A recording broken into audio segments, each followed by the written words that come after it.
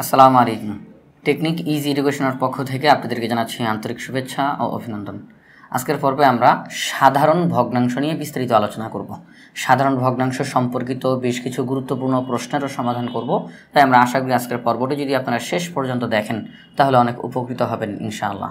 সবার প্রথমে যে বিষয়টা নিয়ে আলোচনা করা দরকার সেটা হচ্ছে ভগ্নাংশ কি বা কাকে বলে। ভগ্নাংশ বলা হয় কোনো বস্তু বা পরিমাণের অংশ নির্দেশ করতে যে শ্রেণী সংখ্যা শ্রেণী ব্যবহার করা হয় তাকেই ভগ্নাংশ বলা হয়। আবারও বলি, কোনো বস্তু বা পরিমাণের অংশ নির্দেশ করতে যে সংখ্যা শ্রেণী ব্যবহার করা হয় তাকে বলা হয় ভগ্নাংশ। তাহলে এই কথাটা আমি এখানে একটু লিখে নিই, তাহলে পরবর্তী কথাগুলো বলতে সুবিধা হবে। তাহলে আমরা এখানে আমাদের এই লেখাটা লিখে নিলাম যে কোনো বস্তু বা পরিমাণের অংশ নির্দেশ করতে যে সংখ্যা শ্রেণী ব্যবহৃত হয় তাকে ভগ্নাংশ বলে। তো এখানের মধ্যে মূল যেই শব্দটা সেটা হচ্ছে এই যে অংশ শব্দটা, এটা হচ্ছে এখানে মধ্যে মূল শব্দ।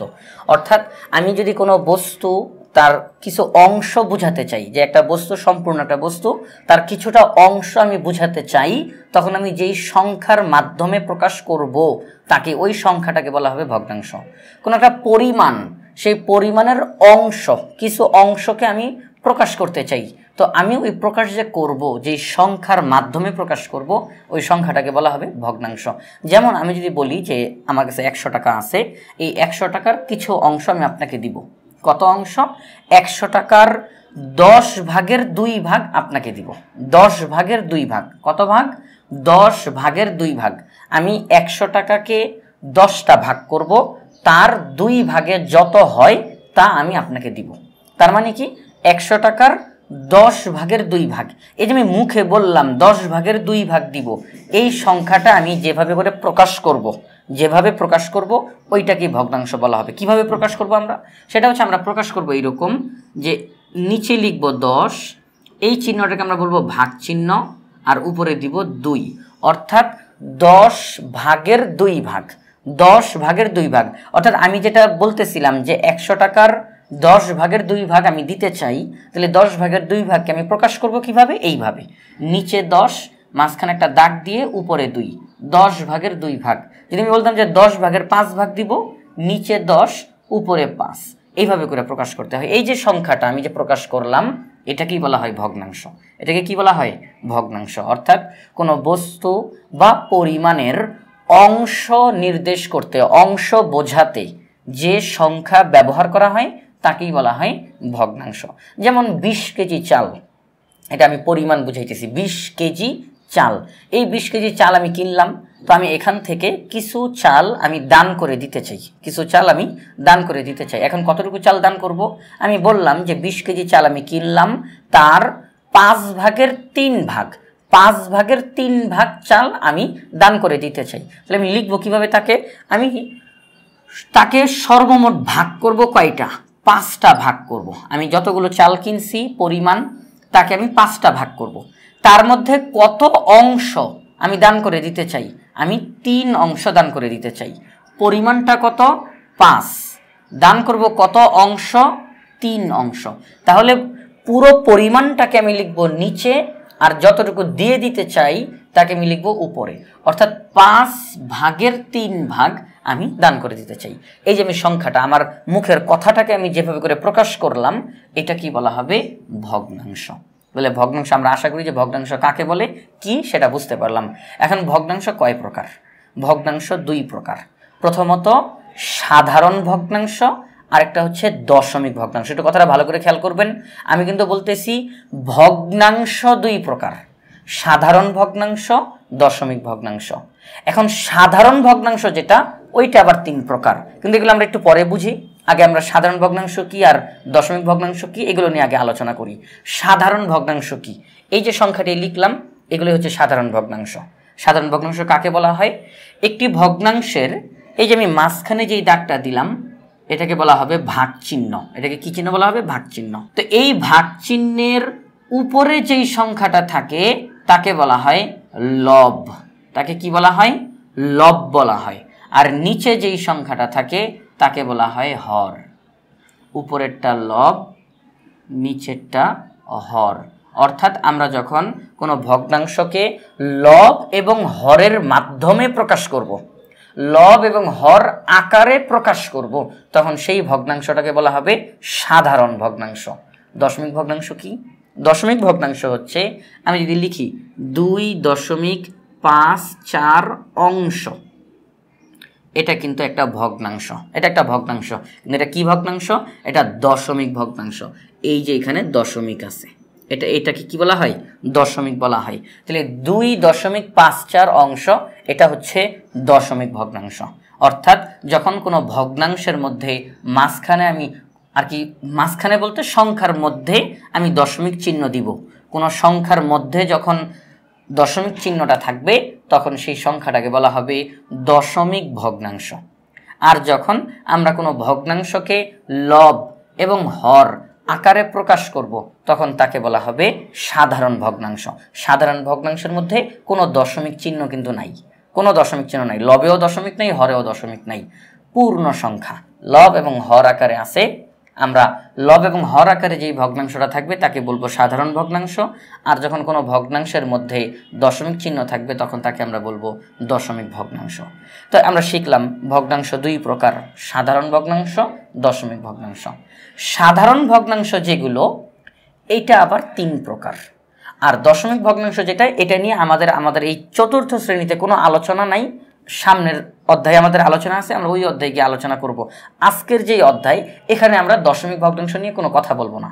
আমাদের সামনে পরবর্তী যেই পর্বগুলো আসবে সেখানে দশমিক ভগ্নাংশেরও চ্যাপ্টার আছে, আমরা সেগুলো নিয়ে তখন আলোচনা করব। আজকে আমরা আলোচনা করব সাধারণ ভগ্নাংশ নিয়ে বিস্তারিত আলোচনা, শুরু থেকে শেষ পর্যন্ত।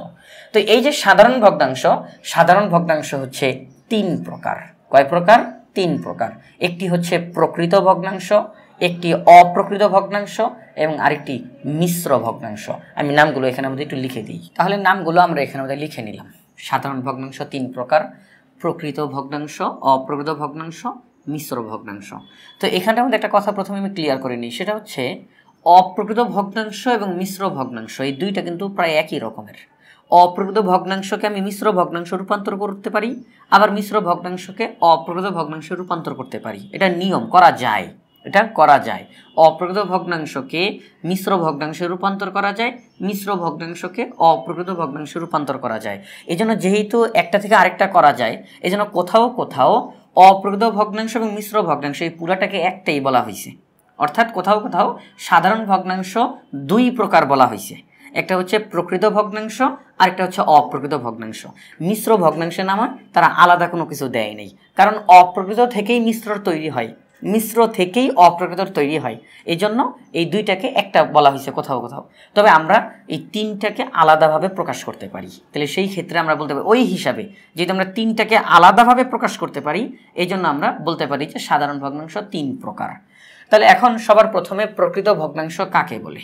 প্রকৃত ভগ্নাংশ বলা হয় এই যে আমরা সাধারণ ভগ্নাংশ যেগুলো লিখলাম, লব এবং হর, এই তিনটা ভগ্নাংশের মধ্যেই এই লব এবং হর আসবে। তবে তিনটা তিন রকম হবে কেন? লব আর হরের ভিন্নতার কারণে, লব এবং হরের ভিন্নতার কারণে তিনটা তিন রকম হয়ে যাবে। প্রকৃত ভগ্নাংশ বলা হয় যে ভগ্নাংশের লব ছোট, হর বড়। আমি যখন একটা ভগ্নাংশ লিখব, সেখানে যদি দেখা যায় যে লবটাকে আমি ছোট লিখছি, হরটাকে বড় লিখছি, ওই ভগ্নাংশটার একটা স্পেশাল নাম হয়ে যাবে প্রকৃত ভগ্নাংশ। আমি যে ওই ভগ্নাংশটা লিখলাম ওটা সাধারণ ভগ্নাংশ ঠিক আছে, কিন্তু তার বৈশিষ্ট্যের ভিত্তিতে, লব ছোট হর বড়, এই যে বৈশিষ্ট্যটা, এই বৈশিষ্ট্যের ভিত্তিতে তাকে আমি বলতে পারি প্রকৃত ভগ্নাংশ। যেমন আমরা যদি এখানে মধ্যে লিখি 5/2, এখানে আমরা কি লিখলাম? লব 2 হর 5, লব ছোট হর বড়। অর্থাৎ যে ভগ্নাংশে লব হরের চাইতে ছোট হয়, লব হরের চাইতে ছোট হয়, সেই ভগ্নাংশটাকে বলা হয় প্রকৃত ভগ্নাংশ। লব ছোট হর বড়, তাহলে প্রকৃত ভগ্নাংশ। আমরা যদি আরও লিখি 7/4, 9/5, 17/13, এই যে এই সবগুলো ভগ্নাংশই প্রকৃত ভগ্নাংশ, কারণ লব ছোট হর বড়, লব ছোট হর বড়, লব ছোট হর বড়। তাহলে যে ভগ্নাংশের লব ছোট হর বড় হয় সেই ভগ্নাংশকে প্রকৃত ভগ্নাংশ বলে, অথবা যে ভগ্নাংশের লব হরের চাইতে ছোট হয় সেই ভগ্নাংশকে প্রকৃত ভগ্নাংশ বলা হয়। আশা করি প্রকৃত ভগ্নাংশ কি সেটা বুঝতে পারলাম। অপ্রকৃত ভগ্নাংশ কি? অপ্রকৃত ভগ্নাংশ হচ্ছে প্রকৃত ভগ্নাংশের উল্টাটা, প্রকৃত ভগ্নাংশের উল্টাটা। অর্থাৎ এই যে বলাই কিন্তু হয়েছে অপ্রকৃত মানে প্রকৃত না, অপ্রকৃত, তাহলে প্রকৃত ভগ্নাংশের ঠিক উল্টাটা। আমরা প্রকৃত ভগ্নাংশের সংজ্ঞা যা বলছি অপ্রকৃত ঠিক তার উল্টাটা বলবো। অর্থাৎ যে ভগ্নাংশের লব বড় হর ছোট, লব বড় হর ছোট, সেই ভগ্নাংশকে বলা হয় অপ্রকৃত ভগ্নাংশ। অর্থাৎ যে ভগ্নাংশের লব হরের চেয়ে বড় হয়, লব হরের চেয়ে বড় হয়, সে ভগ্নাংশকে অপ্রকৃত ভগ্নাংশ বলে। যেমন আমি উপরের ভগ্নাংশগুলোকেই এখন লিখবো, কিন্তু ঠিক তার উল্টাটা করে লিখবো। 5/2 লেখা হয়েছে, আমি তাকে লিখবো এখন 2/5। 7/4 লিখবো 4/7। 5/9, 13/17। অর্থাৎ প্রকৃত ভগ্নাংশের ঠিক উল্টাটা অপ্রকৃত ভগ্নাংশ। লব বড় হর ছোট, লব বড় হর ছোট, লব বড় হর ছোট, এটা হচ্ছে অপ্রকৃত ভগ্নাংশের সংজ্ঞা।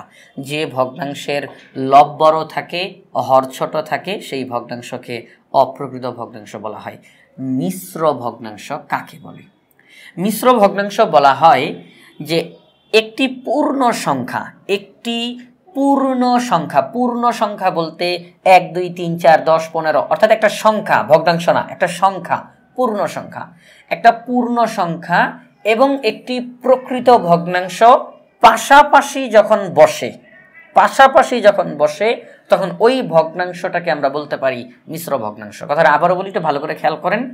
একটি পূর্ণ সংখ্যা এবং একটি প্রকৃত ভগ্নাংশ পাশাপাশি অবস্থান করার কারণে যে ভগ্নাংশটা তৈরি হয় তাকে বলা হয় মিশ্র ভগ্নাংশ। যেমন আমি তাকে লিখতে পারি এরকম, আমি একটা পূর্ণ সংখ্যা লিখলাম 3, একটা পূর্ণ সংখ্যা 3 লিখলাম, এটা কি ভগ্নাংশ না, এটা একটা পূর্ণ সংখ্যা। এখন তার পাশে আমি একটা প্রকৃত ভগ্নাংশ বসাবো, প্রকৃত ভগ্নাংশ 2/1, 2/1 এটার প্রকৃত ভগ্নাংশ না, প্রকৃত ভগ্নাংশ, লব ছোট হর বড়, প্রকৃত ভগ্নাংশ। একটি পূর্ণ সংখ্যা, একটি পূর্ণ সংখ্যা, একটি প্রকৃত ভগ্নাংশ পাশাপাশি যখন অবস্থান করে, দেখেন এটা কিন্তু পুরো পাশাপাশি আছে, অনেকটা ফাঁকা না কিন্তু, যে এক জায়গাতে 3 আরেক জায়গাতে 2/1 এরকম না, তাদের মাঝখানে এত ফাঁকা না, দুইটা পাশাপাশি যখন অবস্থান করে তখন তার নামটা হয়ে যায় মিশ্র ভগ্নাংশ। মিশ্র ভগ্নাংশ অর্থাৎ মিশিয়ে ফেলা হয়েছে, দুইটা জিনিস মিশানো হয়েছে, একটা পূর্ণ সংখ্যা একটা প্রকৃত ভগ্নাংশ, দুইটাকে মিলিয়ে মিশ্র ভগ্নাংশটা তৈরি হয়েছে। তারপর আবার আমি লিখতে পারি, আরেকটা লিখি, যেমন 7 সমস্ত 5/2। আচ্ছা, আরেকটা কথা বলি, সেটা হচ্ছে মিশ্র ভগ্নাংশের ক্ষেত্রে এই যে সামনে যে পূর্ণ সংখ্যাটা থাকে, মিশ্র ভগ্নাংশের ক্ষেত্রে প্রথমে যে পূর্ণ সংখ্যাটা থাকে তাকে বলা হয় সমস্ত। তাকে কি বলা হয়? সমস্ত। যে আমি শব্দটা এখানের মধ্যে লিখি, সমস্ত। অর্থাৎ আমরা উচ্চারণ করার সময় উচ্চারণ করব এরকম, 3 সমস্ত 2/1, 7 সমস্ত 5/2। অর্থাৎ পূর্ণ সংখ্যা যেটা থাকে তাকে আমরা সমস্ত হিসাবে বলবো, 7 সমস্ত 5/2। তারপরে লিখতে পারি আমরা এরকম, 15 সমস্ত 9/4, 15 সমস্ত 9/4। তাহলে আমরা আশা করি এই যে 3টা প্রকার আমরা দেখলাম, এই 3টা প্রকার কাকে বলে আমরা বুঝতে পেরেছি। প্রকৃত ভগ্নাংশ বলা হয় যে ভগ্নাংশের লব ছোট হর বড়, অর্থাৎ লব হরের চেয়ে ছোট, লব হরের চেয়ে ছোট। আরও যেটা জিনিস খেয়াল করেন, আমরা কিন্তু এখানে সবগুলো জায়গাতে লবটাকে বেশি ফোকাস করতেছি, লব ছোট নাকি লব বড় এটার উপরে ডিপেন্ড করে কিন্তু প্রকারটা চেঞ্জ হয়ে যাইতেছে। যদি লবটা ছোট হয়, লব যদি হরের চাইতে ছোট হয় তাহলে সে প্রকৃত ভগ্নাংশ। লব যদি হরের চাইতে বড় হয়, লব যদি হরের চাইতে বড় হয় সেটা অপ্রকৃত ভগ্নাংশ। আর যখন একটা পূর্ণ সংখ্যা এবং একটা প্রকৃত ভগ্নাংশ পাশাপাশি বসে তখন এই ভগ্নাংশটাকে বলা হয় মিশ্র ভগ্নাংশ। তো অপ্রকৃত ভগ্নাংশ থেকে মিশ্র ভগ্নাংশ বানানো যায়, মিশ্র ভগ্নাংশ থেকে অপ্রকৃত ভগ্নাংশ বানানো যায়। এটা কিভাবে যায় এখনই দেখিয়ে দিই। সেটা হচ্ছে এই যে প্রথমে অপ্রকৃত ভগ্নাংশ যেটা লিখলাম 2/5, এই সংখ্যাটাকে আমি এখানের মধ্যে একটু লিখি। হ্যাঁ, আমরা এটা একটু ভালো করে বোঝার চেষ্টা করি। 2/5 লিখলাম অপ্রকৃত ভগ্নাংশ। এটাকে মিশ্র ভগ্নাংশে কিভাবে বানায়? মিশ্র ভগ্নাংশতে বানানোর নিয়ম হচ্ছে, এটা কি, এটা দেখে কি বুঝতে পারতেছেন? এটা বোঝানো হইতেছে এরকম, 5কে ভাগ করতে হবে 2 দ্বারা, তাই না? 5 ভাগ 2। 5কে ভাগ করতে হবে 2 দ্বারা। আচ্ছা 5কে আমরা 2 দ্বারা ভাগ করি, দেখি তো কত হয়। 5কে 2 দ্বারা ভাগ করব, 2 5-এর মধ্যে 2 বার যায়, 2 2 গুণে 4, ভাগশেষ হিসাবে থাকে 1। নিয়ম হচ্ছে, নিয়ম আমার কথা না, নিয়ম হচ্ছে ভাগফল যেটা বের হয় তাকে প্রথমে লিখব এই পূর্ণ সংখ্যার হিসাবে, পূর্ণ সংখ্যার হিসাবে লিখব ভাগফলটাকে।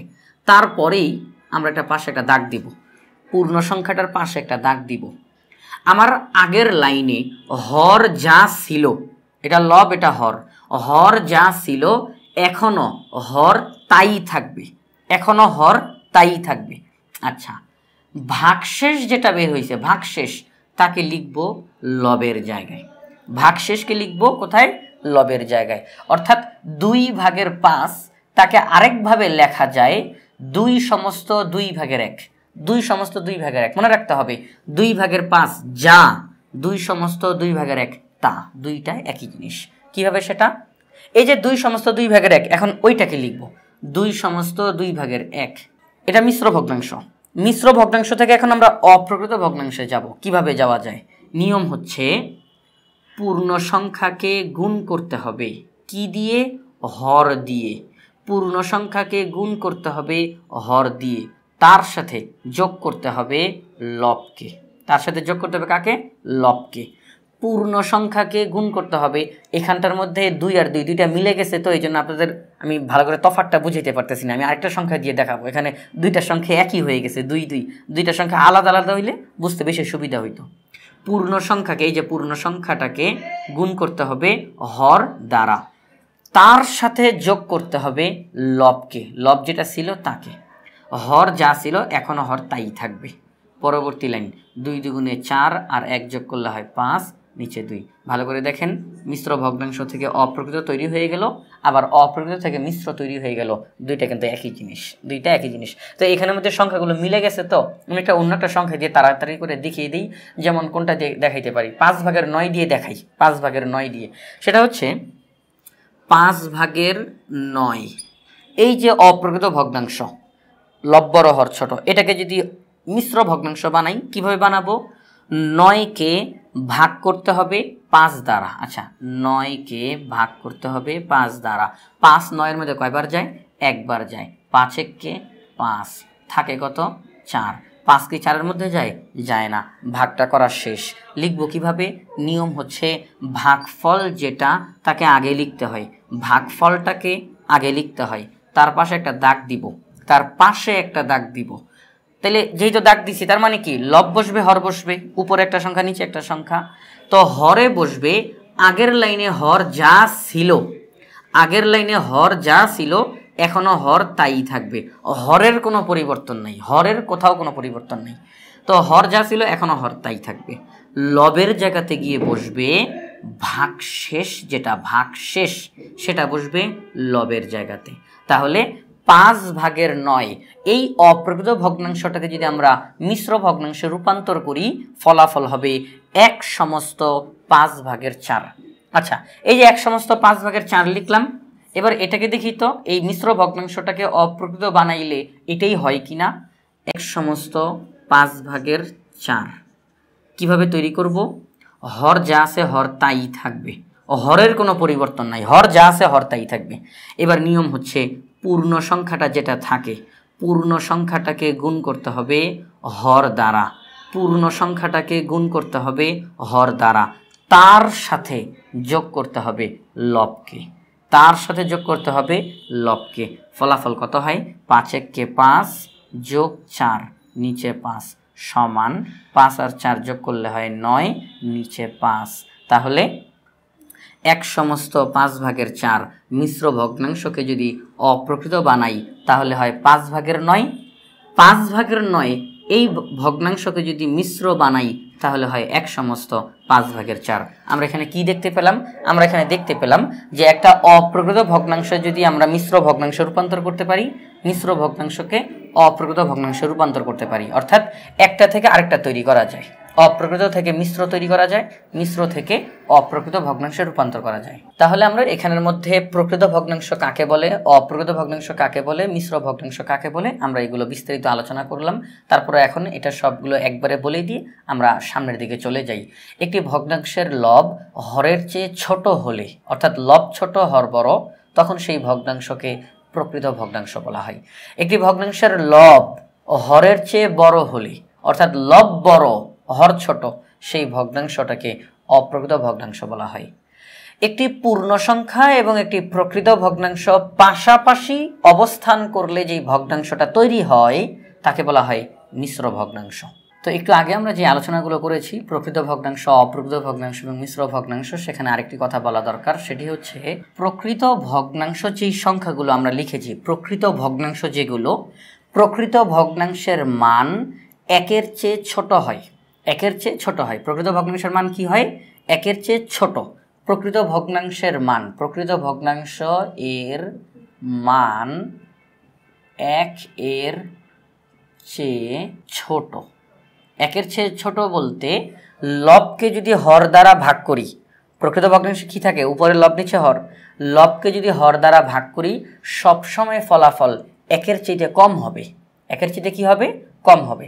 এটা সব সময় প্রকৃত ভগ্নাংশের মান একের চেয়ে ছোট, একের চেয়ে ছোট। যেমন আমি যদি এখানে একটা প্রকৃত ভগ্নাংশ লিখি, সেটা হচ্ছে উপরে 1 নিচে 2, এটা একটা প্রকৃত ভগ্নাংশ। তো এই যে প্রকৃত ভগ্নাংশটা, 1কে ভাগ করতে হবে 2 দ্বারা, 1কে ভাগ করতে হবে 2 দ্বারা। আচ্ছা, তাহলে 1কে ভাগ করি 2 দ্বারা, 2 1-এর মধ্যে যায় না। তাহলে আমরা কি করব? আমরা একটা দশমিক দিয়ে এখানে একটা শূন্য নিয়ে আসব। আমরা আমাদের ভাগের চ্যাপ্টারে শিখেছি, কিন্তু এই আলোচনাটা ভাগের চ্যাপ্টারে। তো 2 এখন 10-এর মধ্যে কয়বার যায়? 5 বার যায়। তাহলে 5 দুগুণে 10। ফলাফলটা কত বেরোইছে? ফলাফল বেরোইছে 0.5, অর্থাৎ 0.5।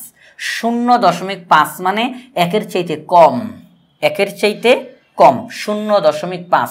এই যে দশমিকের সামনে 0, এটা কি 1? এটা 1 না, এটা একের চাইতে ছোট। তাহলে এই যে ফলাফলটা, এটা একের চাইতে ছোট। যত প্রকৃত ভগ্নাংশ আছে, যত প্রকৃত ভগ্নাংশ আছে, সকল প্রকৃত ভগ্নাংশের মান একের চাইতে কম, একের চাইতে ছোট, একের চাইতে ছোট।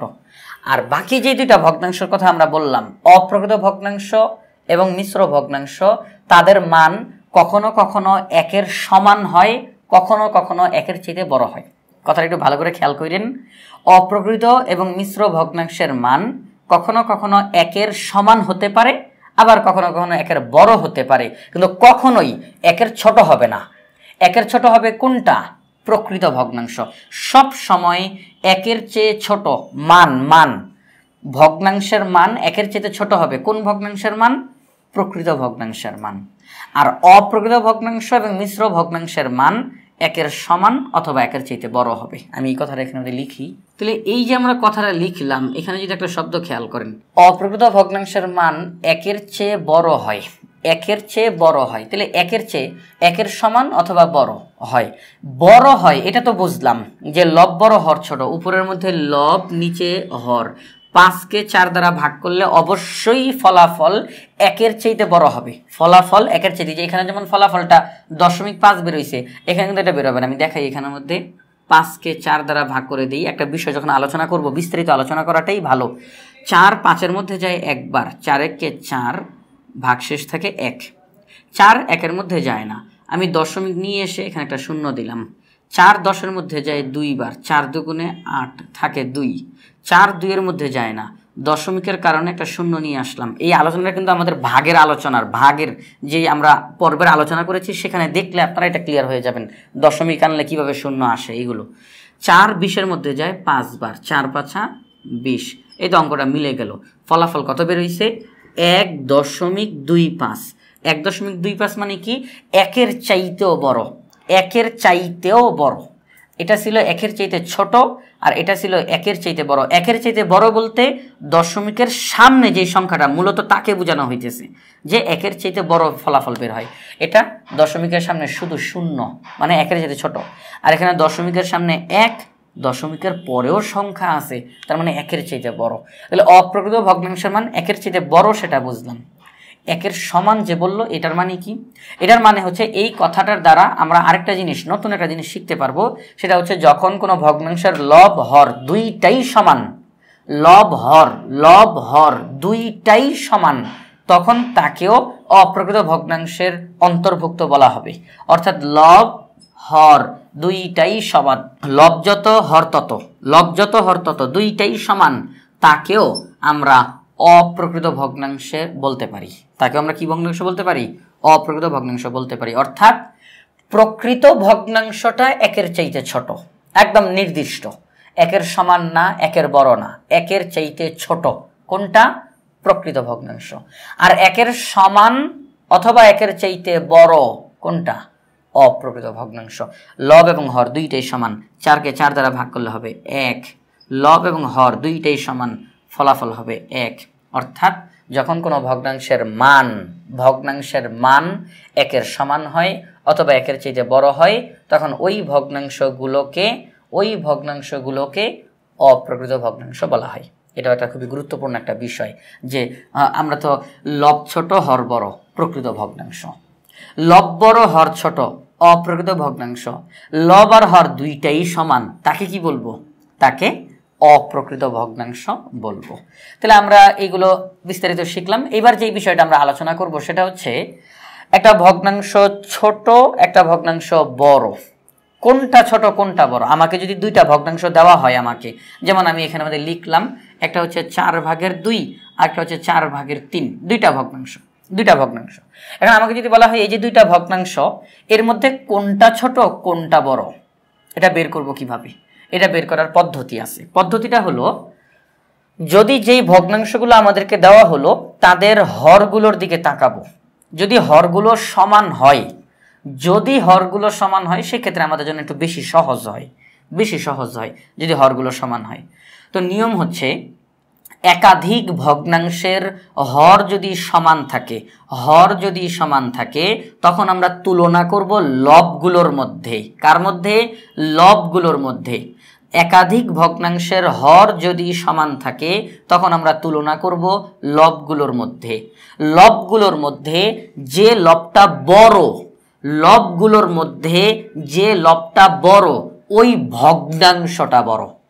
ভগ্নাংশটা বড়, আর যার লবটা ছোট সেই ভগ্নাংশটা ছোট। যেমন এখানে হর 4, এখানে হর 4, দুইটারই হর সমান। আমরা চলে যাব লবে। এখানে লব 2, এখানে লব 3। এই লবের মধ্যে তুলনা করে দেখলাম এই 3টা বড়, 2 এর চাইতে 3 বড়, এই লবের চাইতে এই লবটা বড়।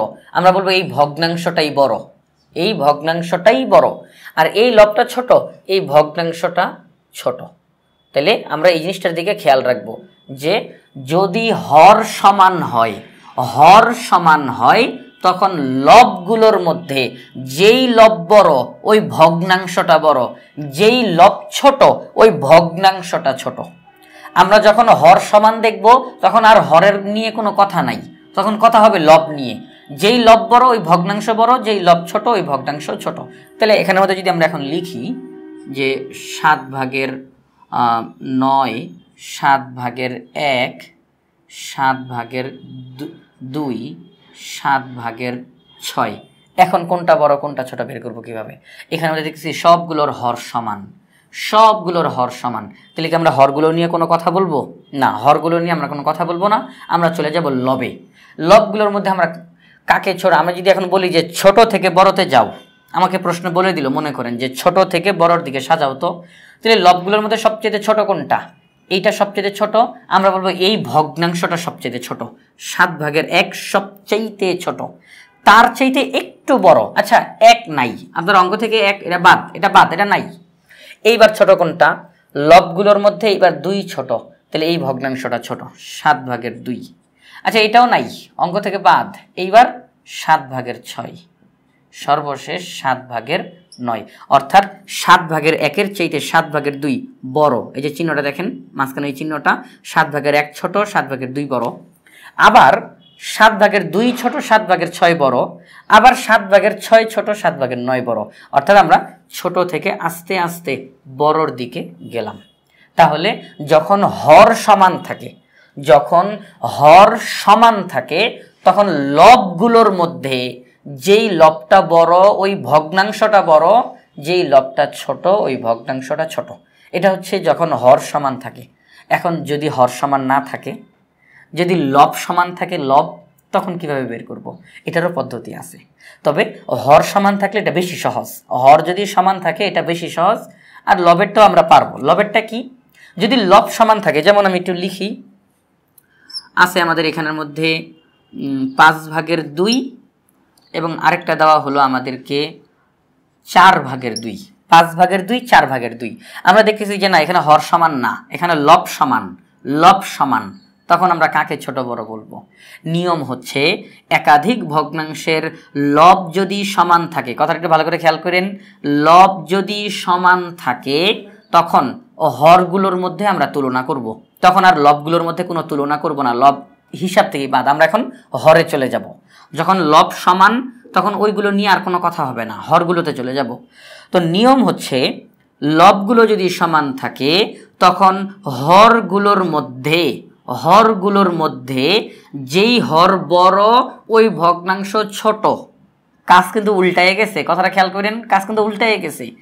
হরগুলোর মধ্যে যেই হর বড় সেই ভগ্নাংশ ছোট, হরগুলোর মধ্যে যেই হর ছোট সেই ভগ্নাংশ বড়। অর্থাৎ ছোট বলতেছি তো সে বড় হয়ে যাইতেছে, বড় বলতেছি তো সে ছোট হয়ে যাইতেছে। হরের ক্ষেত্রে কিন্তু এটা হয় নাই। হরের ক্ষেত্রে ছিল যার লব বড় সে বড়, যার হর ছোট সেই ভগ্নাংশটা ছোট। লব বড় তো ভগ্নাংশ বড়, লব ছোট তো ভগ্নাংশ ছোট, এটা হরের ক্ষেত্রে ছিল। কিন্তু যখন লব সমান তখন যার হর বড়, ভগ্নাংশগুলোর মধ্যে যার হর বড় সে ছোট, আর যার হর ছোট সে বড়। তাহলে আমরা এখানে যদি দেখতেছি লব সমান, তাহলে হরগুলোর মধ্যে 5 আর 4, 5 বড়, তাহলে এই ভগ্নাংশটা ছোট। হরগুলোর মধ্যে এই হরটা ছোট, তাহলে এই ভগ্নাংশটা বড়। তাহলে আশা করি আমরা জিনিসটা ক্লিয়ার হলাম। হরেরটা বেশি সহজ, লবেরটা আমরা পারলাম ইনশাআল্লাহ আল্লাহর রহমতে। তাহলে লব সমান থাকলে হরগুলোর মধ্যে তুলনা করব, যেই হর বড় সেই ভগ্নাংশ ছোট, যেই হর ছোট সেই ভগ্নাংশ বড়। তাহলে এটা হয়ে গেল আমাদের একটা আলোচনা। আরেকটা বিষয় সেটা হচ্ছে সমতুল ভগ্নাংশ। আমি একটু শব্দটা লিখি, এইখানের মধ্যে পুরো আলোচনাটা একটু শেষ করার চেষ্টা করি, তাহলে আমরা মূল অঙ্কে চলে যেতে পারবো এখন তাড়াতাড়ি। সমতুল ভগ্নাংশ।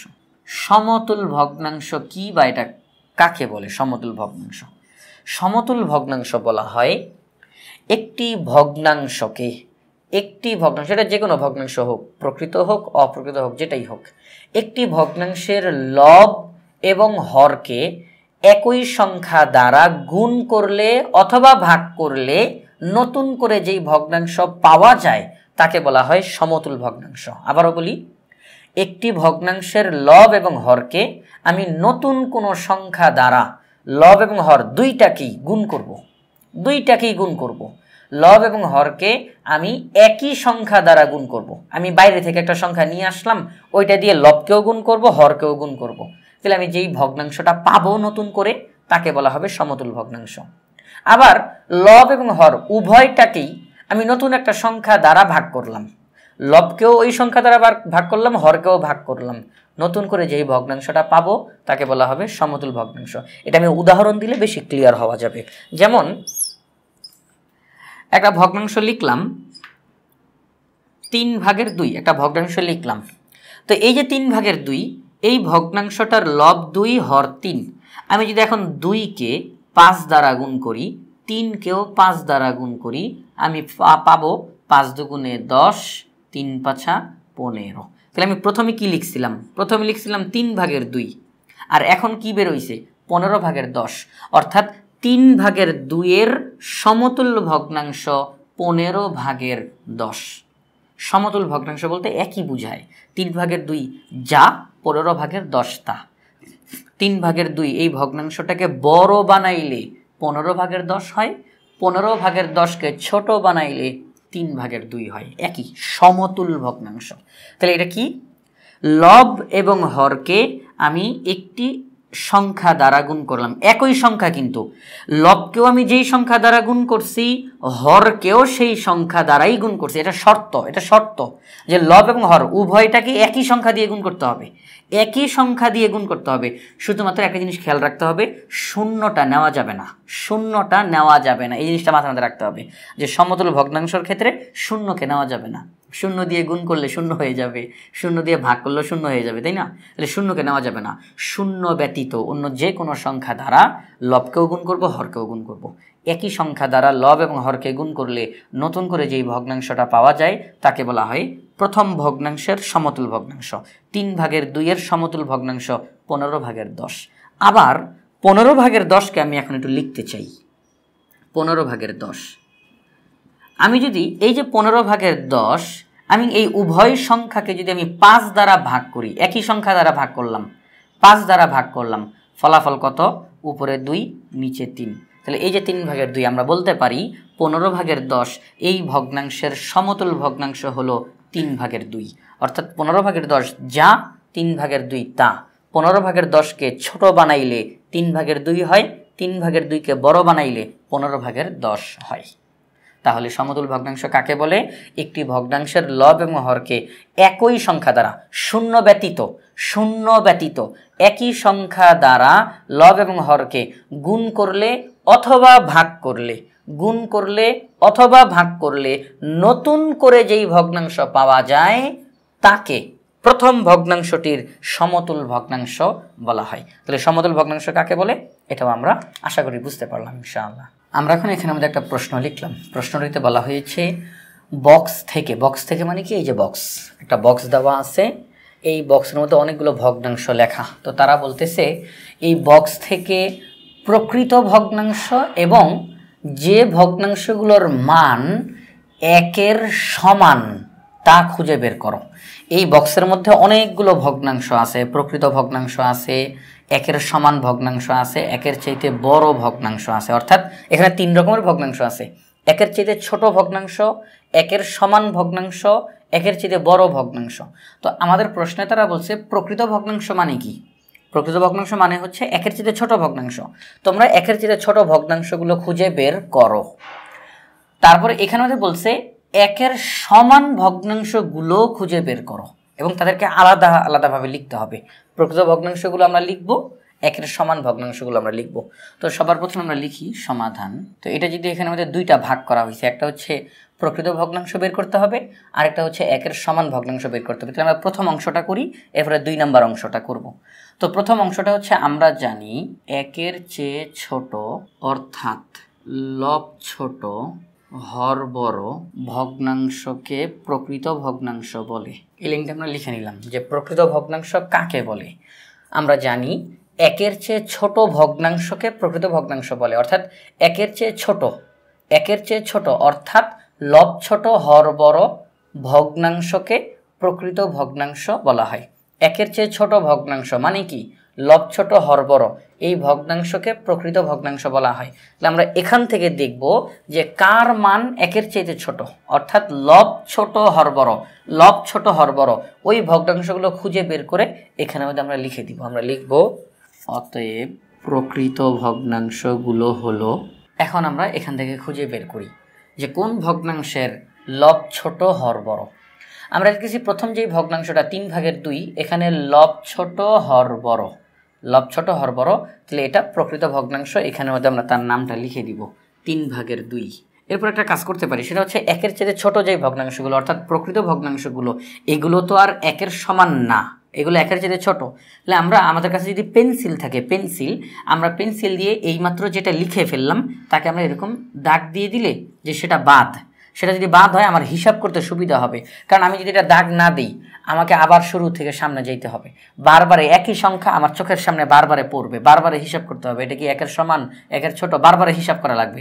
আর আমি যদি পেন্সিল দিয়ে কেটে দেই তাহলে আমি বুঝতে পারবো যে এটার হিসাব করার দরকারই নেই, এটা বাদ, এটা শেষ, এটার কাজ শেষ। তাহলে এরপরে 4/4 না, এখানে লব ছোট হর বড় নাই। তারপরে 5/8 এখানে লব ছোট হর বড়। এখানে একটা কাজ করতে পারি, সেটা হচ্ছে আমরা একসঙ্গে কিন্তু 2টা কাজ করতে পারি। আমি আরেকটা কথা এখানে লিখে নিই, তাহলে একসঙ্গে 2টা কাজ করতে পারবো। সেটা হচ্ছে এখানে আমাদের লিখব 2 নাম্বার আমরা জানি কোনো ভগ্নাংশের লব ও হর সমান হলে তাকে একের সমান ভগ্নাংশ বলা হয়। আমরা এটা লিখে নিলাম।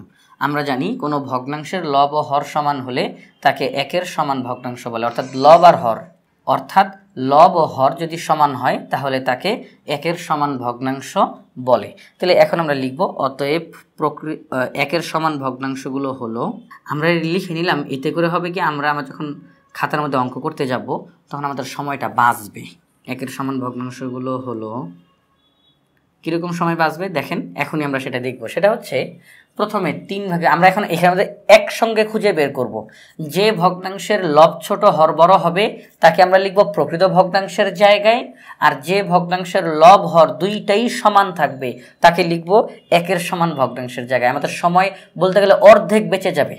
যখন আমাদের পরীক্ষার হলে যদি এই প্রশ্নটা আসে তাহলে আমরা যদি একসঙ্গে এই দুইটা লিখে দিই আমাদের সময় একেবারে অর্ধেক বেঁচে যাবে। কীরকম? প্রথমে লব ছোট হর বড়, এটা আমরা প্রকৃত ভগ্নাংশের জায়গায় লিখে দিলাম। এরপরে 4 ভাগের 4, অর্থাৎ লব এবং হর দুইটাই সমান, তাকে আমরা লিখব এইখানটাতে 4 ভাগের 4, এখানে আমাদের লিখে দিলাম, কেটে দিই। তারপরে 8 ভাগের 5, লব ছোট হর বড়, লব ছোট হর বড়, তাকে আমরা লিখে দিব এইখানটাতে 8 ভাগের 5। এরপরে সামনে আগাই, 5 ভাগের 8, লব বড় হর ছোট, না এটাকে আমি কোথাও নিতে পারবো না, কারণ 5 ভাগের 8 যেহেতু লব বড় হর ছোট, এটার মান একের চাইতে বড়, তাহলে একের চাইতে বড় ভগ্নাংশ এখানে আর কোথাও আসবে না। একের চাইতে ছোট, একের সমান, এই দুইটা আসবে, একের চাইতে বড় কোথাও আসবে না, তাহলে এটা বাদ। এরপরে 9 ভাগের 3, লব ছোট হর বড়, এটাকে আমরা নিতে পারি 9 ভাগের 3। 12 ভাগের 13, লব বড় হর ছোট, এটাকে নিতে পারবো না। 26 ভাগের 27, লব বড় হর ছোট, এটাকে নিতে পারবো না। 1 ভাগের 1, লব হর দুইটাই সমান, লব হর দুইটাই সমান, আমরা এখানটাতে লিখব 1 ভাগের 1।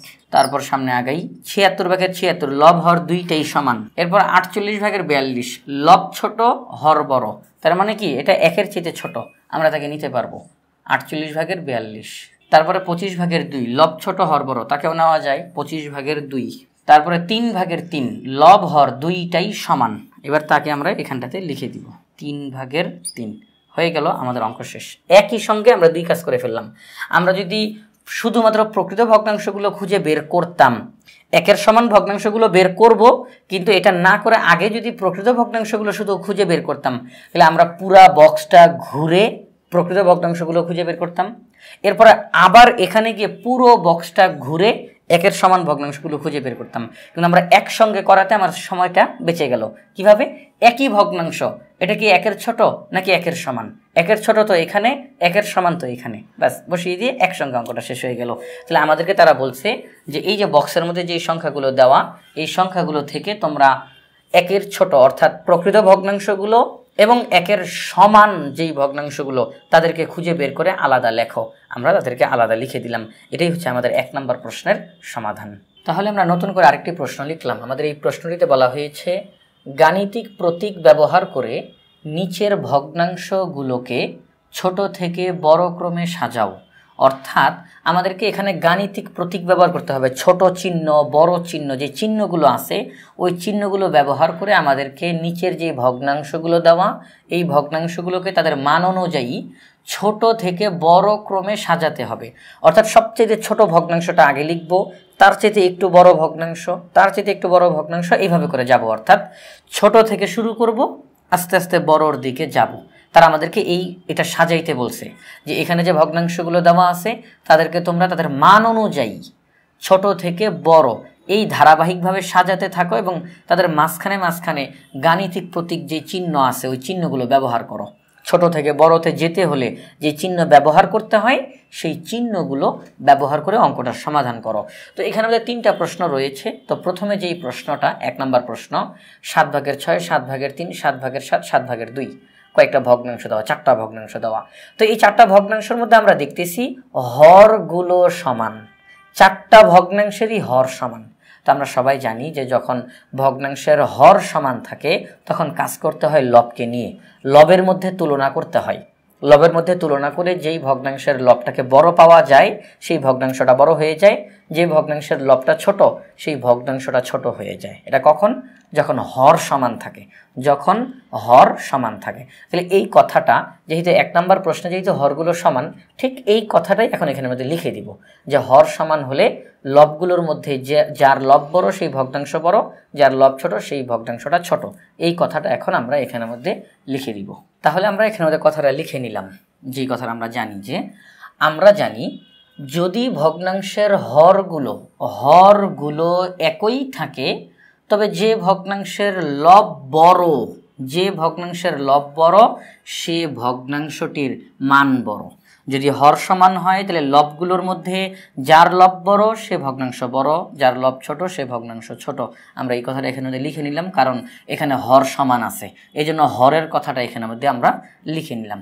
এখন আমরা লিখবো, তাহলে এখানে আমরা যেহেতু হর সমান, তাহলে তুলনা করব কার মধ্যে? লবের মধ্যে তুলনা করব। আমরা লিখব অতএব লবগুলোর মধ্যে তুলনা করে পাই। এই কথাটা লিখে এইবার আমরা লবগুলোর মধ্যে তুলনা করব।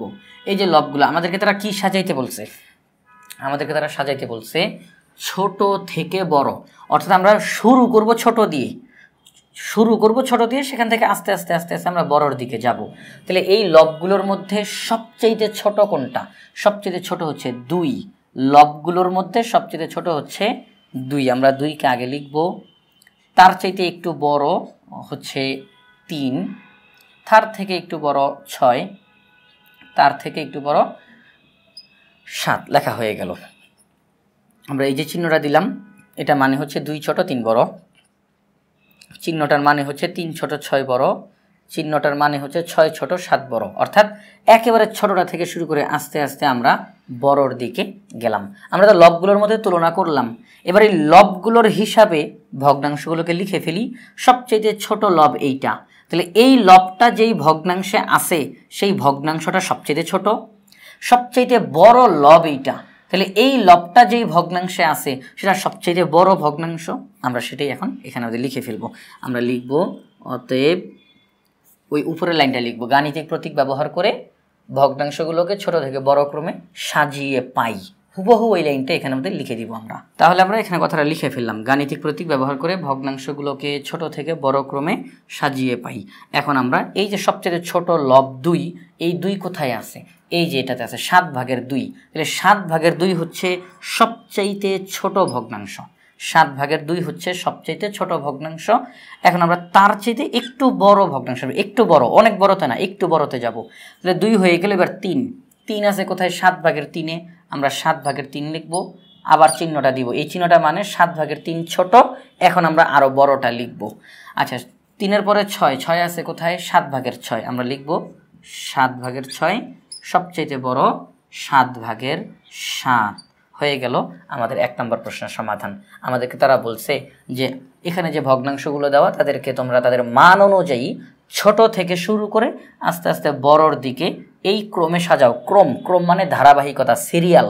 তাহলে এখানে সবচেয়ে ছোটটা থেকে শুরু করে ধারাবাহিকভাবে আমরা বড়র দিকে গেলাম এবং তাদের মাঝখানে আমরা চিহ্নগুলো ব্যবহার করলাম। এই চিহ্নটা মানে এটা ছোট এটা বড়, চিহ্নটা মানে এটা ছোট এটা বড়, চিহ্নটা মানে এটা ছোট এটা বড়। এটাই হচ্ছে আমাদের এই প্রশ্নের সমাধান। তাহলে এখানটাতে আমাদের এই যে মাত্র আমরা অঙ্কটা করলাম, এই অঙ্কটার মধ্যে হরগুলো সমান ছিল। 2 নম্বর প্রশ্নতে হরগুলো সমান নাই, লবগুলো সমান আছে। 3 নম্বর অঙ্কতে হরগুলো সমান নাই, লবগুলো সমান আছে। আমরা দেখতেছি 2 এবং 3 দুইটা অঙ্কের মধ্যেই লবগুলো সমান। তা আমরা এখন এই লবগুলো সমান এখান থেকে একটা অঙ্ক করব। তাহলে আমরা এই লব সমানের যত অঙ্ক আছে ওই অঙ্কগুলো আমরা করে দিতে পারবো ইনশাআল্লাহ। আর এই অঙ্কটার মধ্যে হরগুলো সমান ছিল, তো হরগুলো যদি সমান দেয় তখন এই ধরনের অঙ্ক যত দিক না কেন আমরা করে দিতে পারবো ইনশাআল্লাহ। তাহলে আমরা এখন আমাদের এই 2 নম্বর এবং 3 নম্বর দুইটা প্রশ্নই যেহেতু একই প্রশ্ন, এই দুইটা প্রশ্নের মধ্যে থেকে আমরা যে কোনো একটা প্রশ্নের সমাধান করলেই হবে। 2 নম্বর প্রশ্নে বলা হয়েছে 7/4, 5/4, 11/4, 9/4, 4টা প্রশ্ন। তো 4টা প্রশ্নের মধ্যে ভগ্নাংশ, তো এই 4টা ভগ্নাংশের হরগুলো কিন্তু সমান নাই। একটু আগে হরগুলো সমান ছিল, কিন্তু এখন হরগুলো সমান নাই, কিন্তু লবগুলো সমান আছে। তো আমরা জানি যে যদি লবগুলো সমান থাকে তখনও তাদেরকে ছোট বড় নির্ণয় করার একটা পদ্ধতি আছে। পদ্ধতিটা কি? পদ্ধতিটা হলো যদি লবগুলো সমান থাকে তখন আমরা আর লবগুলো নিয়ে কথা বলবো না, আমরা কথা বলবো হরগুলো নিয়ে। হরগুলো নিয়ে আমরা তুলনা করব। তো নিয়ম হচ্ছে হরগুলোর মধ্যে যেই হরটা বড় ওই ভগ্নাংশটা ছোট, যেই হর ছোট সেই ভগ্নাংশটা বড়। অর্থাৎ এটা কাজটা উল্টায়া যায়, কাজটা উল্টা। আমাদের হরের ক্ষেত্রে যেরকম কাজ ছিল যে হর সমান থাকলে যেরকম নিয়মটা ছিল, এখানে নিয়মটা পুরো উল্টানো। অর্থাৎ লব যদি সমান থাকে তাহলে হরগুলোর মধ্যে যার হর বড় সেই ভগ্নাংশ ছোট, যার হর ছোট সেই ভগ্নাংশ বড়। এই কথাটা আমরা এখন এখানের মধ্যে লিখে নিব। এখন তাহলে আমরা এখানে আমাদের লেখাটা লিখে নিলাম। আমরা জানি যদি ভগ্নাংশের লবগুলো একই থাকে, লবগুলো একই থাকে, তবে যে ভগ্নাংশের হর ছোট সে ভগ্নাংশটির মান বড়, মান বড়। হর ছোট তো মান বড়, হর ছোট তাহলে ভগ্নাংশটা বড় হবে। যদি লব সমান থাকে তাহলে যে হরগুলোর মধ্যে যে ভগ্নাংশের হর ছোট সেই ভগ্নাংশটার মান বড়, যেই ভগ্নাংশটার হর ছোট সেই ভগ্নাংশটার মান বড়। তাহলে এখন আমাদেরকে তারা কি বলছে? তারা বলছে ছোট থেকে বড়তে যাওয়ার জন্য, তাই না? তাহলে যেহেতু ছোট থেকে বড়তে যাওয়ার জন্য বলছে, তাহলে আমরা সবচেয়ে ছোট ভগ্নাংশটা লেখার চেষ্টা করব। আর সবচেয়ে ছোট ভগ্নাংশটা যদি লেখার চেষ্টা করি, তার আগে তো আমাদেরকে একটা কাজ করা বাকি আছে, সেটা হচ্ছে হরগুলোর মধ্যে তুলনা করতে হবে। যেহেতু লব সমান তাহলে হরগুলোর মধ্যে তুলনা করা দরকার। আমরা এখন হরগুলোর মধ্যে তুলনা করব। আমরা লিখব অতএব হরগুলোর মধ্যে তুলনা করে পাই। কথাটা লিখলাম, লিখে এখন আমরা তুলনা করব, হরগুলোর মধ্যে তুলনা করব। এখন কোন হরটাকে আগে লিখব? আমরা এখানের মধ্যে সবচাইতে বড় যেই হরটা তাকে আগে লিখব। কেন সবচেয়ে বড় হরটা আগে লিখব? কারণ আমরা জানি যে সবচেয়ে বড় হর যেটা ওই ভগ্নাংশটাই ছোট। সবচাইতে বড় হর যেটা ওই ভগ্নাংশটা সবচাইতে ছোট। তাহলে আমরা এখানে বড় হরগুলো থেকে ছোট হরের দিকে যাব, তাহলে আমরা ভগ্নাংশগুলো খুব সহজে পেয়ে যাব। সবচেয়ে ছোট ভগ্নাংশ থেকে আস্তে আস্তে বড়র দিকে যাব। তাহলে আমরা এখানে মধ্যে সবচেয়ে বড় হর কোনটা? এই হরগুলোর মধ্যে সবচেয়ে বড় হর হচ্ছে 11। আমরা 11কে আগে লিখব, সবচেয়ে বড় হর। তার চাইতে ছোট 9, তার চাইতে ছোট 7, তার চাইতে ছোট 5। অর্থাৎ সবচেয়ে বড় হর, তার চাইতে ছোট, তার চাইতে ছোট, তার চাইতে ছোট। আমরা হরগুলোর মধ্যে তুলনা করলাম। এখন আমরা চলে যাব আমাদের ভগ্নাংশের মধ্যে। কোন ভগ্নাংশটা ছোট কোনটা বড় এটা বের করার জন্য। আর সেটা বের করতে গিয়ে উপরের এই লাইনটা হুবহু আমরা লিখে দিব। আমরা লিখব গাণিতিক প্রতীক ব্যবহার করে ভগ্নাংশগুলোকে ছোট থেকে বড় ক্রমে সাজানো হলো। এই লাইনটা আমরা এখানের মধ্যে এখন লিখে দিব। তাহলে আমরা লাইনটা এখানে মধ্যে লিখে নিলাম, গাণিতিক প্রতীক ব্যবহার করে ভগ্নাংশগুলোকে ছোট থেকে বড় ক্রমে সাজিয়ে পাই। তো এই যে হরগুলো যে আমরা তুলনা করলাম, আমরা কি জানি? লব সমান হলে যার হর বড় সে ছোট। তাহলে এই হরগুলোর মধ্যে সবচেয়ে বড় হর এইটা।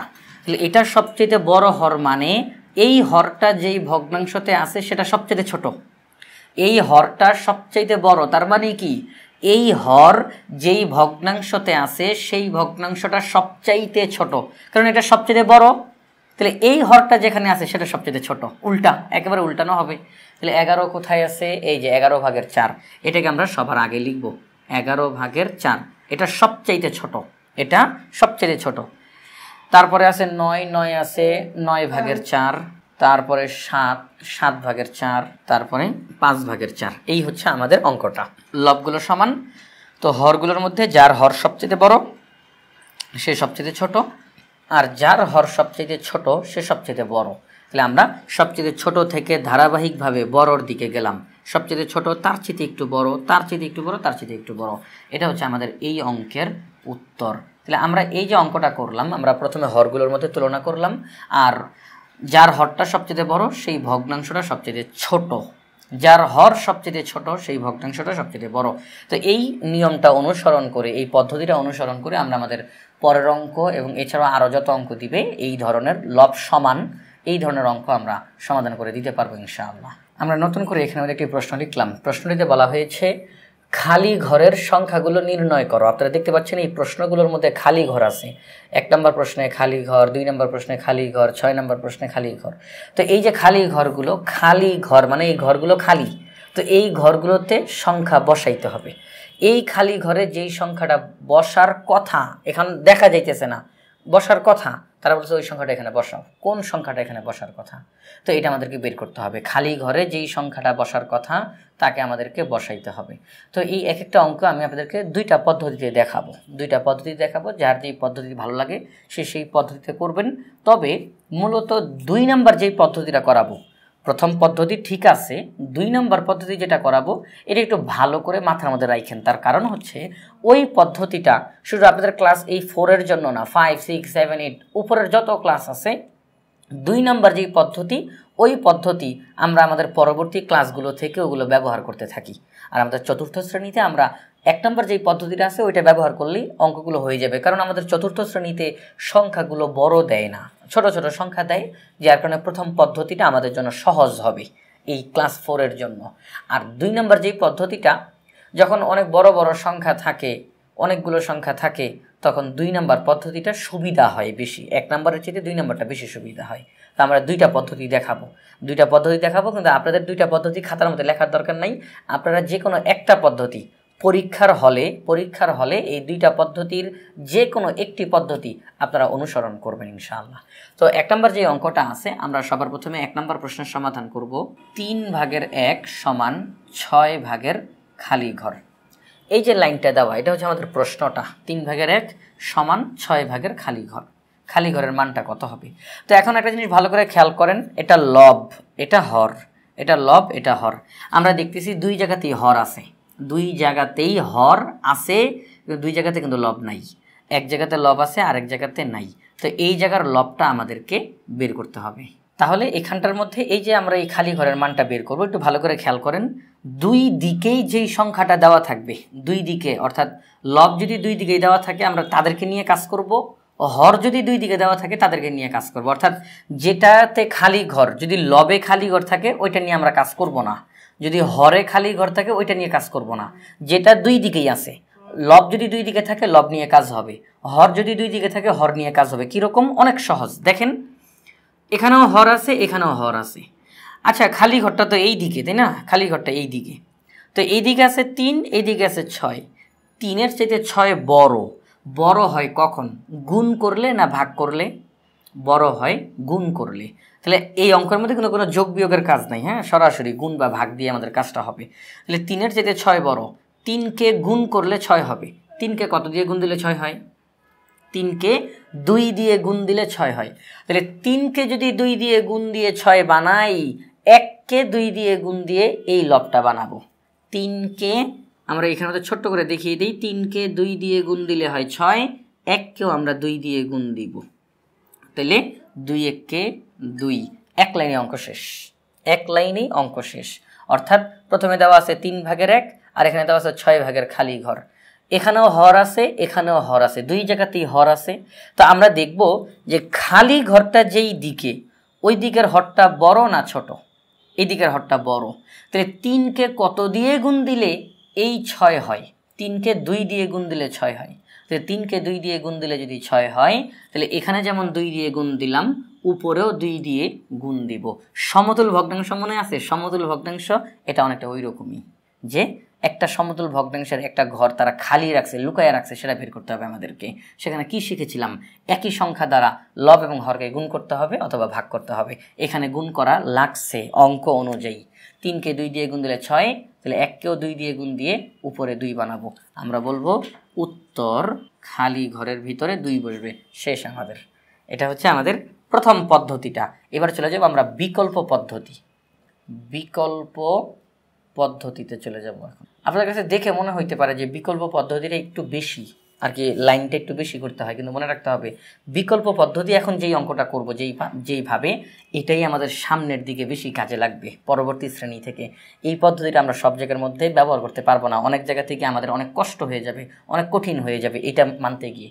আপাতত এটা অনেক সহজ ক্লাস 4-এ, পরবর্তী শ্রেণী থেকে এই যে এখন যেই পদ্ধতিটা করব এটা বেশি গ্রহণযোগ্য হবে।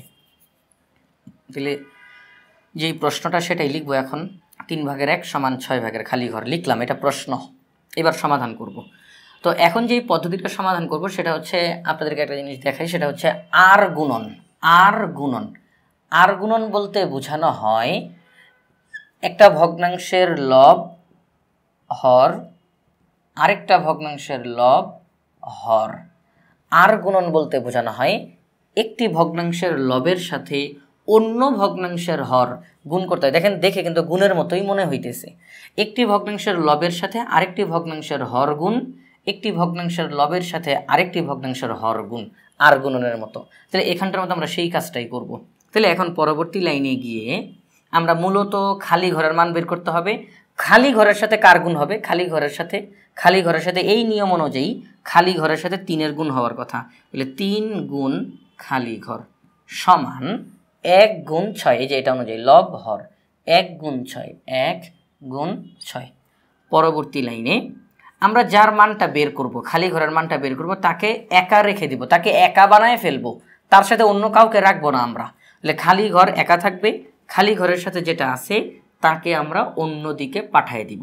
খালি ঘরের সাথে যেটা আছে তাকে আমরা অন্যদিকে পাঠিয়ে দিব। এবং পাঠানোর একটা নিয়ম আছে। নিয়ম হচ্ছে, আপনি যেই সংখ্যাটাকে অন্যদিকে পাঠাবেন ওই সংখ্যাটা যে চিহ্ন সহকারে আছে, ওই সংখ্যাটা যে চিহ্ন সহকারে আছে তাকে যখন আপনি অন্যদিকে পাঠাবেন চিহ্নটা বিপরীত চিহ্ন হয়ে যাবে। চিহ্নটা কি চিহ্ন হয়ে যাবে? বিপরীত চিহ্ন হয়ে যাবে। আবারও বলি, যার মান বের করতে হবে তাকে একা রাখতে হবে, তার সাথে যারা যারা আছে তাদেরকে অন্যদিকে পাঠিয়ে দিতে হবে। পাঠানোর নিয়ম হলো ওই সংখ্যাটার সাথে যেই চিহ্নটা আছে তার বিপরীত চিহ্ন দিতে হবে, কারণ সে একদিক থেকে আরেক দিকে চলে যাইতেছে, চিহ্নটা উল্টায়া যাবে।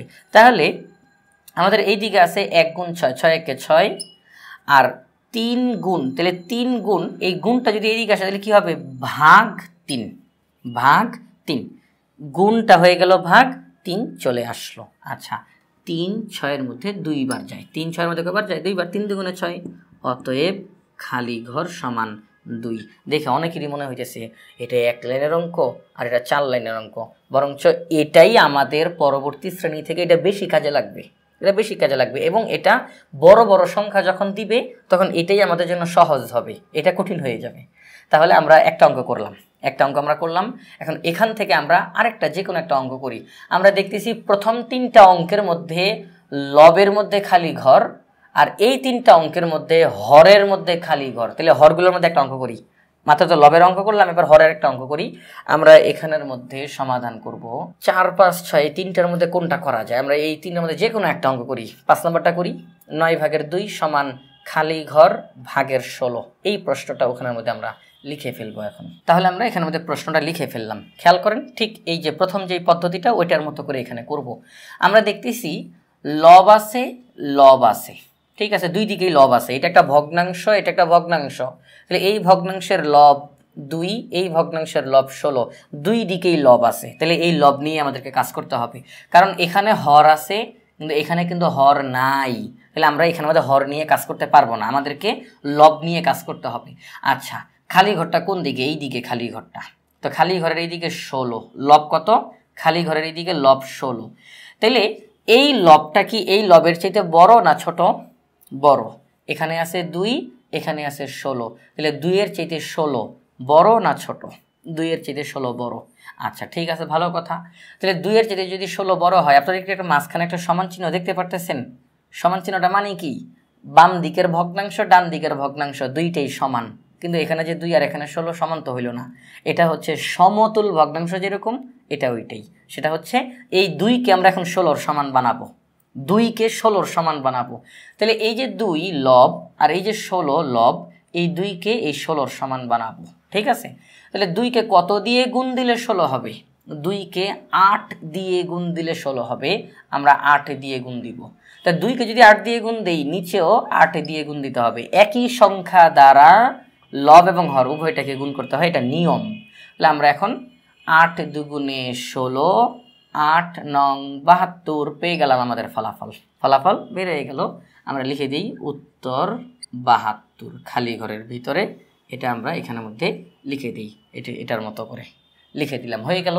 এখন চলে যাই আমরা আমাদের বিকল্প পদ্ধতিটাতে। বিকল্প পদ্ধতিতে চলে যাই। আমরা এখানের মধ্যে লিখব বিকল্প পদ্ধতি। আপনারা এই 2টা পদ্ধতি এখন শিখে রাখেন, পরীক্ষার হলে 2টা পদ্ধতির যেটা ভালো লাগবে আপনার কাছে সেটা দিয়ে দিবেন, যেটা সহজ মনে হবে।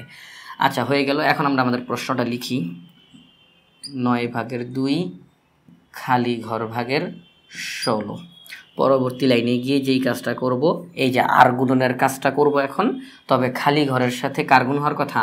আমরা সবসময় খালি ঘরকে বাম দিকে রাখার চেষ্টা করব। এই যে সমান চিহ্নের বাম দিকে খালি ঘরটাকে রাখার চেষ্টা করব। তাহলে সেই হিসেবে খালি ঘরের সাথে কার গুণ হওয়ার কথা? 2 এর গুণ হওয়ার কথা।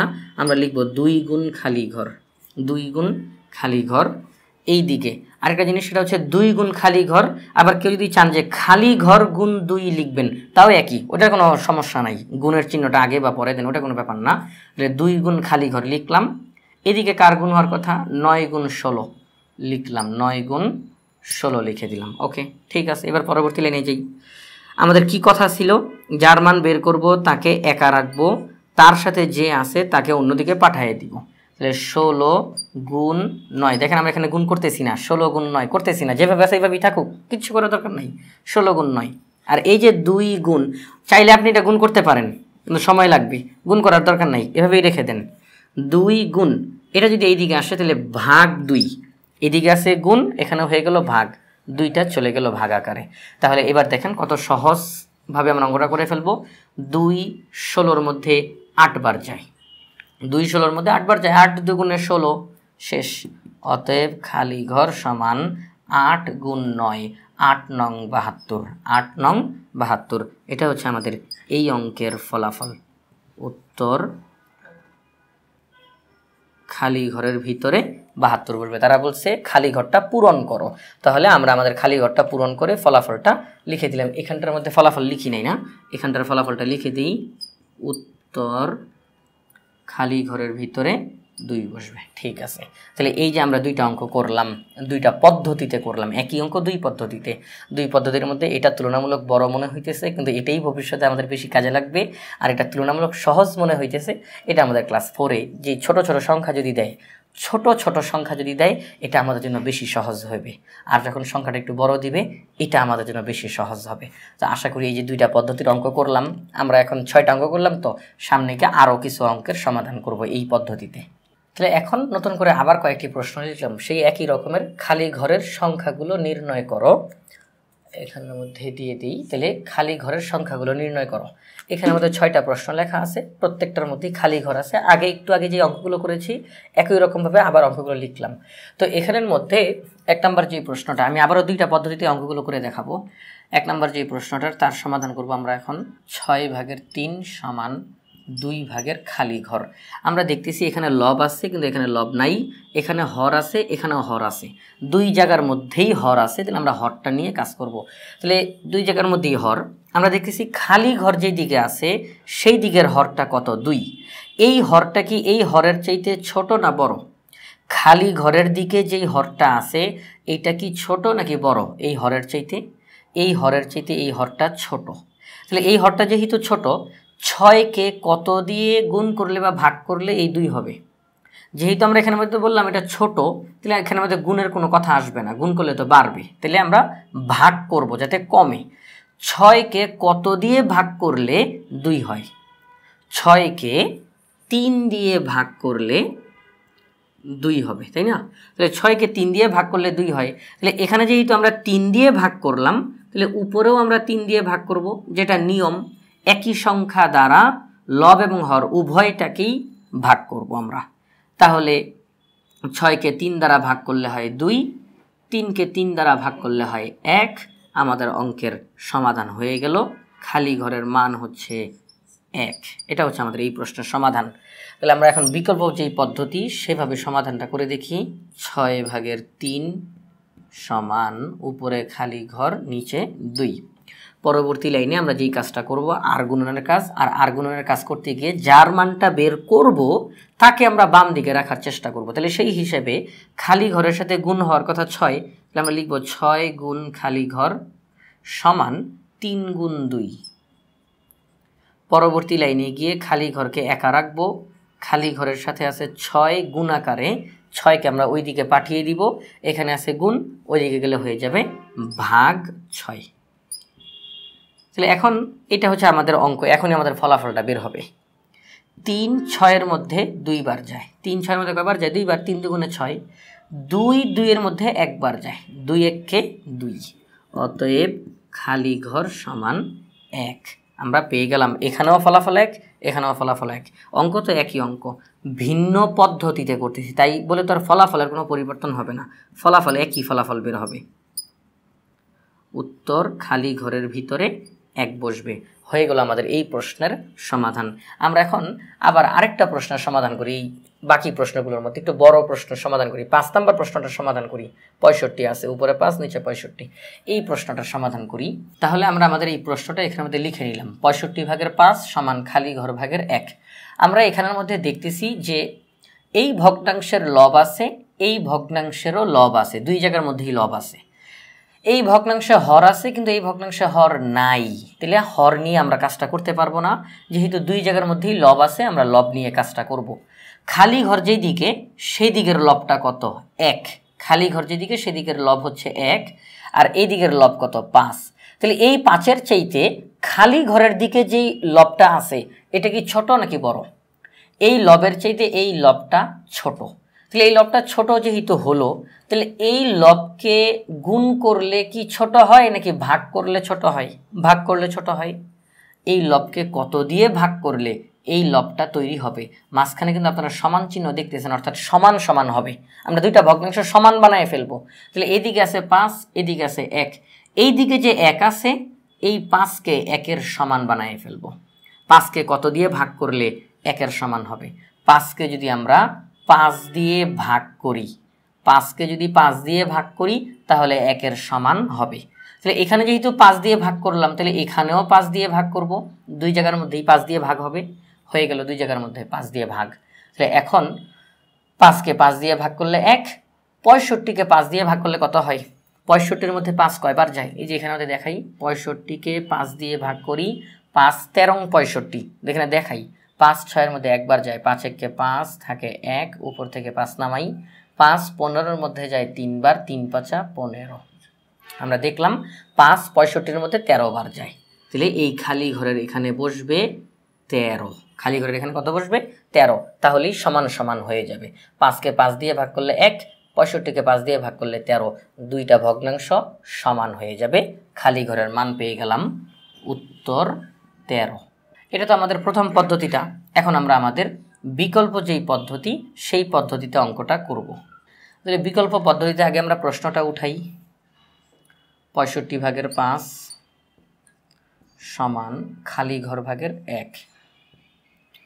পরবর্তী লাইনে গিয়ে আমরা খালি ঘরটাকে বাম দিকে রাখার চেষ্টা করব। তাহলে খালি ঘরের সাথে 5 গুণ হবে, 5 গুণ খালি ঘর সমান 1 গুণ 65। পরবর্তী লাইনে গিয়ে খালি ঘর একা থাকবে, খালি ঘরের সাথে যে 5 গুণ আকারে আছে এটা ওইদিকে চলে গিয়ে ভাগ হয়ে যাবে, 1 গুণ 65 ভাগ 5। এই দিকের গুণটা এখানে এসে ভাগ হয়ে গেল, 5টা নিচে লিখলাম। এখন আমরা এখানে কাটাকাটি করতে পারি। 5 65-এর মধ্যে 13 বার যায়, একটু আগে আমরা এখানে করে দেখিয়েছি। 5 65-এর মধ্যে 13 বার যায়, 5 13 65, 5 13 65। অতএব খালি ঘর সমান 13 1-কে 13। আমরা খালি ঘরের মানটা বের করলাম। আমরা এখন লিখব উত্তর খালি ঘরের ভিতরে 13টা লিখে দিব। তারা বলছে খালি ঘরের মান বের করো, আমরা খালি ঘরের মান বের করলাম 13। তাহলে এই যে দুইটা পদ্ধতিতে আমরা অঙ্কটা করলাম, এই দুই পদ্ধতির যে কোনো একটা পদ্ধতি অনুসরণ করে আমরা এই ধরনের অঙ্কগুলোর সমাধান করে দিতে পারবো ইনশাআল্লাহ। আমরা এখন নতুন করে এখানে আরেকটি প্রশ্ন লিখলাম, নিচের ভগ্নাংশগুলোকে লঘিষ্ঠ ভগ্নাংশে রূপান্তর করো। রূপান্তর অর্থাৎ এটা এক রূপে আছে, তাকে আরেকটা রূপে নিয়ে যেতে হবে। কোন রূপে? সেটা এই মুহূর্তে যেই ভগ্নাংশে আছে তাকে লঘিষ্ঠ, লঘিষ্ঠ মানে ছোট করা, ছোট। এই যে 12/6 এই যে ভগ্নাংশটা, এটাকে তারা বলতেছে আরো ছোট বানাও, তো আরো ছোট বানায় প্রকাশ করো। 28/16 এটাকে আরো ছোট বানাও। তো তারা এটাই বলল যে এখানে যে ভগ্নাংশগুলো আছে তাদেরকে আরো ছোট করে প্রকাশ করতে হবে। লঘিষ্ঠ মানে ছোট, তো ছোট করার পরে যেই ভগ্নাংশটা হয় সেটা তারা লিখতে বলছে, যত ছোট করা যায়। অর্থাৎ আমরা এতটা ছোট করব যে যার তারপরে আর ছোট করা যায় না, এটাই সর্বনিম্ন আমরা এটা তৈরি করব। তাহলে 1 নম্বর প্রশ্নটা 12/6, আমরা তার সমাধানটা করি। 12/6, তো এই যে 12/6 তাকে আমরা ছোট বানানোর চেষ্টা করব। তো এটা কি করব? আমরা এমন একটা সংখ্যা খুঁজে বের করব যেই সংখ্যাটা দ্বারা লবকেও ভাগ করা যায়, হরকেও ভাগ করা যায়, কারণ তারা কিন্তু বলছে ছোট, এখানে কোনো গুণের কাজ আসবে না, কারণ তারা বলছে ছোট বানাও। তাহলে আমি ছোট যদি বানাইতে চাই তাহলে কি আমি গুণ করব না ভাগ করব? ভাগ করব। ভাগ করলে সেটা ছোট হতে থাকবে, ছোট হতে থাকবে। তাহলে আমরা এমন সংখ্যা খুঁজে বের করব যেটা দ্বারা লবকেও ভাগ করা যায়, হরকেও ভাগ করা যায়। এমন সংখ্যা নেওয়া যাবে না যেটা দ্বারা লবকে ভাগ করা যায়, হরকে ভাগ করা যায় না, ও হরকে ভাগ করা যায়, লবকে ভাগ করা যায় না, এরকম সংখ্যা নেওয়া যাবে না। এরকম সংখ্যা নিতে হবে যেটা দ্বারা লবকেও ভাগ করা যাবে, হরকেও ভাগ করা যাবে। এখন এখানে একটা কথা বলার আছে, সেটা হচ্ছে আপনারা যদি লব এবং হর এই দুইটা সংখ্যার গসাগুটা বের করে ফেলতে পারেন, লব এবং হরের গসাগু দ্বারা যদি দুইটাকে ভাগ করেন, আপনার অঙ্ক এক লাইনে শেষ হয়ে যাবে, এক লাইনে। যদি আপনি লব এবং হরের গসাগু দ্বারা ভাগটা করেন, তাহলে সেক্ষেত্রে তো গসাগু বের করাও তো একটা কাজ। আমরা আমাদের আগের পর্বে কিভাবে গসাগু বের করতে হয় সেগুলো শিখেছি। তো এই 6 আর 12-র গসাগু বের করে সেই গসাগু দিয়ে কাটাকাটি করলে ফলাফল বের হয়ে যাবে এক লাইনে। তাহলে গসাগু বের করতে হবে আলাদাভাবে, সেটা অঙ্কের মধ্যে দেখানো লাগবে না, সেটা আমরা রাফ হিসাবে করব, মনে মনে করব গসাগুটা। সেই গসাগু দ্বারা লব এবং হরকে ভাগ করব। যেমন 6 এবং 12-র গসাগু হচ্ছে 6, 6 এবং 12 এই দুইটা সংখ্যা যদি আমরা গসাগু নির্ণয় করি, আমরা দেখব ফলাফল বের হবে 6। এই যে 6, এই 6 6-এর মধ্যে যায় একবার, 6 কে 6, 6 12-র মধ্যে যায় 2 বার, 6 দুগুণে 12। ফলাফল কত বের হইল? 2/1। উপরে 1, নিচে 2, 2/1। এটাই হচ্ছে উত্তর, 2/1। এটাই আমাদের ফলাফল, এটাই আমাদের ফলাফল। তাহলে আমরা যদি গসাগু দ্বারা কাটাকাটি করতে পারি তাহলে এক লাইনে অঙ্ক শেষ হয়ে যাবে। আর যদি গসাগু দ্বারা কাটাকাটি না করি তাহলে কি অঙ্ক ভুল হয়ে যাবে? না, অঙ্ক ভুল হবে না। সেই ক্ষেত্রে হয়তো বা এক লাইনের জায়গায় 2 লাইন বা 3 লাইন এরকম হবে, ওটা কোনো সমস্যা না। এখন আমি গসাগু আমার কাছে কঠিন লাগতেছে, গসাগু করতে পারতেছি না, তাই বলে কি আমি অঙ্ক ছেড়ে চলে আসবো? না, আমি সেই ক্ষেত্রে গসাগু দ্বারা পারিনি তো কি হয়েছে, আমি অন্য এমন সংখ্যা নিব যেটা দ্বারা লব হর দুইটাকেই কাটাকাটি করা যায়, এতে করে আমার হয়তো বা 1 লাইন বা 2 লাইন বাড়বে, কিন্তু অঙ্ক হয়ে যাবে। যেমন এই অঙ্কটা যদি আমি আবার করি আপনাদেরকে দেখানোর জন্য, 12/6। এখন আমি 6 দিয়ে কাটলাম না, আমি 2 দিয়ে কাটতে চাই, 2 দিয়ে। 2 6-এর মধ্যে যায় 3 বার, 3 দুগুণে 6। 2 12-র মধ্যে যায় 6 বার, 6 দুগুণে 12। আমরা কাটলাম, 2 দিয়ে কাটলাম। এখন উপরে আছে 3, নিচে আছে 6, এটাকে আবার কাটাকাটি করা যায় 3 দিয়ে। কত দিয়ে? 3 দিয়ে। 3 3-এর মধ্যে যায় একবার, 3 6-এর মধ্যে যায় 2 বার, 3 দুগুণে 6। উপরে 1, নিচে 2, এদেরকে আর কাটাকাটি করা যায় না। ফলাফল 2/1। তাইলে অঙ্ক তো হয়ে গেল। এখানেও ফলাফল 2/1, এখানেও ফলাফল 2/1, কিন্তু এখানে আমরা একবার কাটাকাটি করছি, 6 কে 6, 6 দুগুণে 12, ফলাফল বের হয়ে গেছে। কিন্তু এখানে আমরা 2 বার কাটাকাটি করা লাগছে। প্রথমে 2 দিয়ে কাটলাম, 3 6, এবার আবার 3 দিয়ে কাটলাম, 1 2, এরকম। তো এই জন্য যদি গসাগু দিয়ে করি, লব আর হরের গসাগু দিয়ে যদি কাটাকাটি করি, ভাগ করি, তাহলে এক লাইনে অঙ্ক শেষ হবে। আর যদি ওটা দিয়ে না করতে পারি, আমরা আমাদের নিজেদের মতো ছোট ছোট সংখ্যা নিয়ে কাটাকাটি করব, 1 লাইন 2 লাইন বাড়বে, কিন্তু ফলাফল তো ঠিক থাকবে। এই জন্য এই দিকটা আমাদেরকে খেয়াল রাখতে হবে। তাহলে আমরা তো একটা অঙ্কের সমাধান করলাম, আমরা আরও অঙ্কের সমাধান করব। একটু বড় অঙ্কতে যাই, 4 নম্বর অঙ্কতে যাই আমরা। 4 নম্বর প্রশ্নটা দেওয়া আছে 48/16। তাহলে এই যে 48/16, 16 এবং 48 এই দুইটা সংখ্যার গসাগু হচ্ছে 16। 16 এবং 48 এই দুইটা সংখ্যার গসাগু হচ্ছে 16। 16-র মধ্যে 16 যায় একবার, 48-এর মধ্যে 16 যায় 3 বার, 3 16 48।